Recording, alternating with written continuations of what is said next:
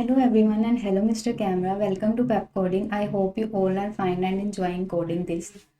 So today in this class we are going to discuss a problem of finding subsets of an array. Right? So in this problem we are given a number n which is representing the size of array and we are given n elements of that array and we have to find the subsets of that n elements. Right? For this, first of all we have to understand what are the subsets of an array. Right? So a subset of an array can be formed by choosing some of the elements out of all the possible elements present in that array in the same order as it appears in the array.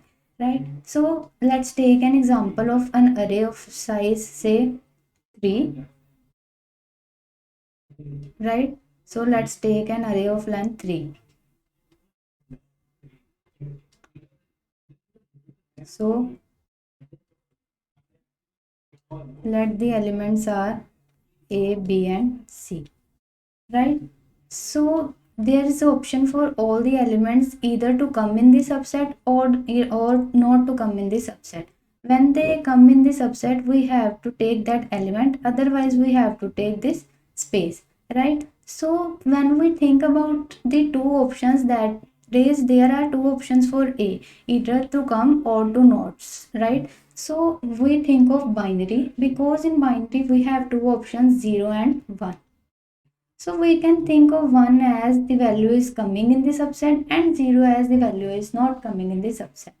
Right? So when we have three elements, there will be 2 power 3 subsets. That is, there will be 2 to the power 3 combinations of these elements. Right? So there will be 8 combinations. Right? So all the time there will be 2 to the power n subsets of an array, where n is the length of that array dot length. Right? So for this example we have length as 3, so there will be 8 combinations. So first of all let we find that much combinations. So there will be 8 combinations from 0 to 7. Let's represent this in binary. So in binary 0 will be 0 0 0, 1 will be 0 0 1, 0 1 0, 3 0 1 1, 4 as 1 0 0, 5 as 1 0 1, 6 as 1 1 0 and 7 is 1 1 1. So I hope you all know how to find the binary representation of a decimal number. But Mr. Camera doesn't know this, so let's take an example. Let's find the binary representation of 4. To find the binary value of any decimal number, we have to divide that number with 2. Right? So whatever will be the remainder, we have to store here and divide that value by 2. Right? So again this value by divide this value by 2. Right? So we got the remainder as 0. Again this divide this value by 2, we got the remainder 1. So we divide until we got the value becomes 0. Right? Now we have to traverse these remainder in bottom to up manner. So value of 4 in binary will be 100. Right? So let's try to code this. So first of all we have to take the input from the user. For that let's use scanner function.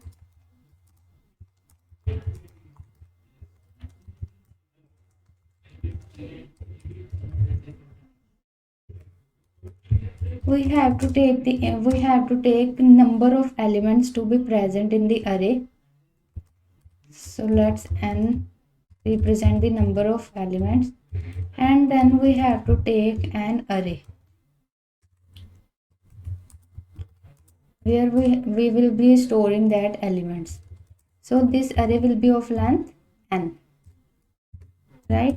Now we have to take the input of that n elements.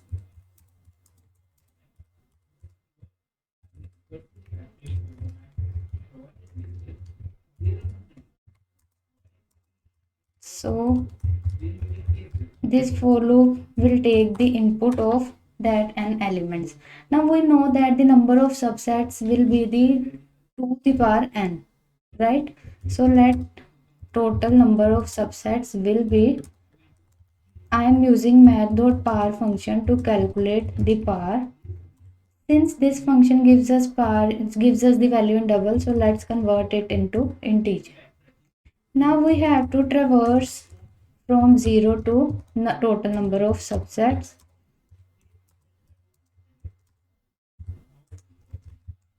Right? This for loop, for this example, this for loop will run from 0 to 7. Right? Now, in order to find the binary value, we have to divide this number, that is the value of I, by 2, and we have to store the remainder. Right? If the remainder is 0, we will not take that element, and if the remainder is 1, we will take that element. Right? So if we start the inner loop from 0, if we start it from 0, then when we divide it for the first time, we got the remainder as 0. So it will store 0th, so it will store hyphen at the 0th position, but the value is in reverse. We want A at the first position, right? At the 4th position, we want A. At the 4th index, we want A here, and B, C are not present. So we have to traverse the string from the last, right? So that when 0 will come, it will print hyphen at the 0th place, and again when the 0 will come, it will print hyphen at the 0th place, and at the last when 1 will come, it will print A here, right? So we have to traverse the number of elements from the last, right? So the inner for loop will traverse from last, right?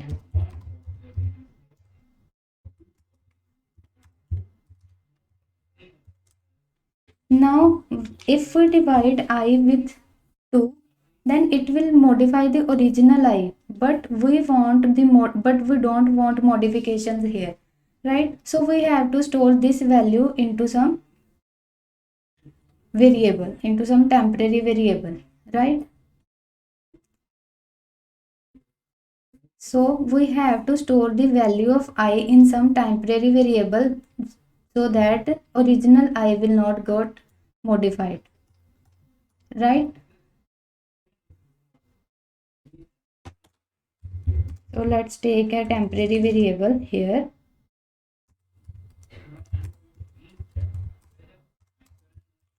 and we will perform modifications in the temporary variable. So first of all, we are storing the modulus in the variable r, and we are dividing the number with 2, right? Next we will check if r is 0, then we have to print hyphen. If r is 1, then we have to print the element present at that location, right? So if we print hyphen here, right, at the 4th position, when 0 will come, it will print hyphen here. Next when 0 will come, it will print hyphen after this. Next when 1 will come, it will print A after this, but we want this before. So we will take a string variable so that we can store these values previously, right? So we are taking a variable,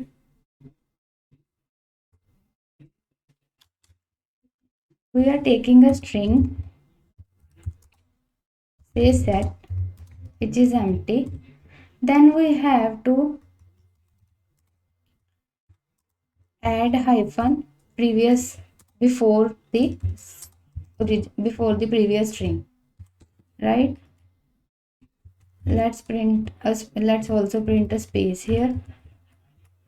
Also we have to add the element before this jth position and then a space and then the set, right? Next, after performing this, we have to print this subset. Since we have to print this in the separate line, so we are using the println function, right? So let's try to run this. Here it's 2.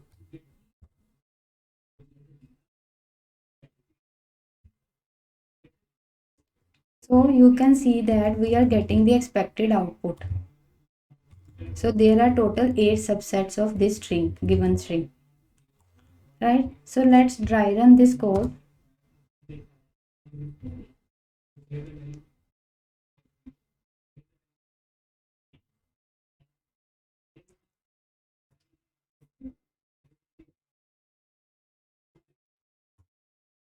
Here it is. So first of all, we are calculating the total number of subsets. Here, let's take an example of the given array, that is 10, 20 and 30. This is of length 3, right? So here, the total number of subsets will be 2 power 3, that is 8. So our for loop will implement from 0 to 8, right? First of all, the value of I is 0. So in the temp variable, we are storing 0. Next, there is an empty string set, right? Next, for j will start from the end. So the value of j is now 2. It will divide the temp by 2. So when we divide 0 by 2, we are getting the remainder as 0. And temp will modify to 0 divided by 2, that will remain 0. So now the value of r is 0. So it will add a hyphen before the empty string, right? Next, now this set string will become this, right? Next, the value of j is now 1. So when we'll divide, again when we divide temporary by variable by 2, if we are getting remainder as 0, so we are adding the hyphen before the this, right? Again the value of j is now 0. So again value of temp is 0 divided 0 modulus 2, that is 0. So again a hyphen will add to the set string. After this for loop, we are getting the output as this, right? Now the value of temp variable is changed to I is changed to 1 and temp is also changed to 1.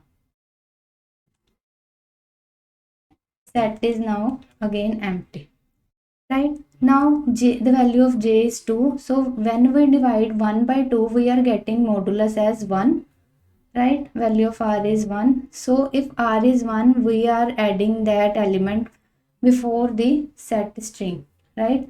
So the value element present at second location, j is now 2, right? So element present at second location is c, right? Again the value of temp here will change to 1 divided by 2, that is 0.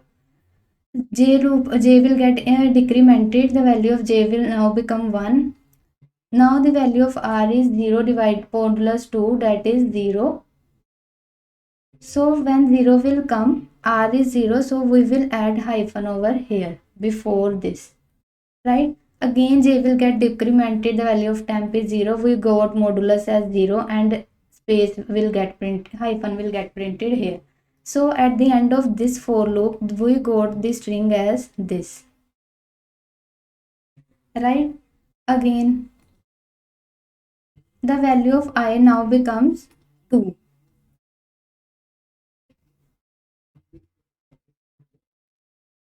The value of I now becomes 2 and the value of temp is also 2. So when we divide 2 by 2, we got the remainder as 0. So hyphen will get added here, right? Value of temp becomes 1. When we divide 2 by 2, value becomes 1. So when j will get decremented, j will become 1. The value of r now becomes 1 modulus 2, that is 1. So when 1 will come, array of j is now 1, so 20 will get printed here. Here 30 is got printed. Here it's 30. Right? So 20 is get printed before this. Right? Next, when j will get decremented, value of temp now becomes 0. When we divide 0 by 2, we got remainder as 0, and hyphen is got added to the previous string. So at the end of this for loop, we got the string as this. Right? Again, value of I now becomes 3, and temp is also 3. When we divide 3 by 2, we got the remainder as 1. Right? So when as the value of r is 1, so we got value of j is 2, so 30 is added to the set string. Value of temp becomes 1. After dividing temp by 2, the value of temp now becomes 1. Now when we divide 1 by 2, the modulus is again 1, so the value of present at j will get added before this. Right? Now you can understand that why we are using the set string, because we want to add it before this. Right? Again the value of temp becomes 0, so when we'll divide 0 by 2, we got the remainder as 0, and hyphen will get added before this. So we got the output as this. In the same way, the value for 4 is 100, so we got the output as 10 hyphen hyphen. Right? Again the value of I will increment it to 5. Right? And the again this for loop will get implemented, and we got the output as 10, 20 and 30. Right? Again it is incremented to 6, and we got the output as the binary value for 6 is 110, so we got 20, 10, 20 and this. At the last, the value of 7 is binary value of 7 is 1, so we got 10, 20 and 30 here. Right? At this 8, this for loop, the outer for loop will get closed, and we got our desired output.